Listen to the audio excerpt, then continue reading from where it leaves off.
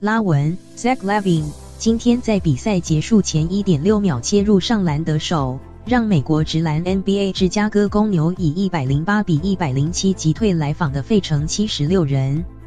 拉文的加罚虽然落空，让76人有机会获胜，但巴特勒 Jimmy Butler 未能顺利接球执行最后一击。巴特勒中场前 4.8 秒两罚俱中，让76人以107比106领先。公牛喊出暂停，拉文发球后利用队友掩护及对手防守错位，指导76人禁区挑篮得手，并造成史考特 Mike Scott 犯规，但加罚失手让战况一度紧张。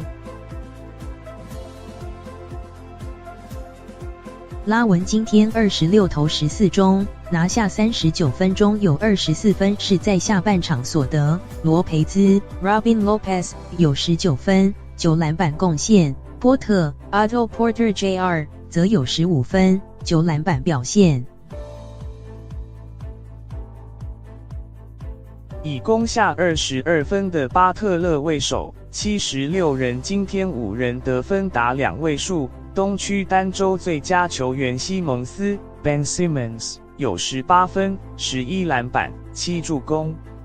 76人的恩比德 Joel Embiid 因为膝盖酸痛今天没有出赛，这是他连续第7场比赛缺席。他渴望在接下来76人在休士顿对上火箭的比赛回归。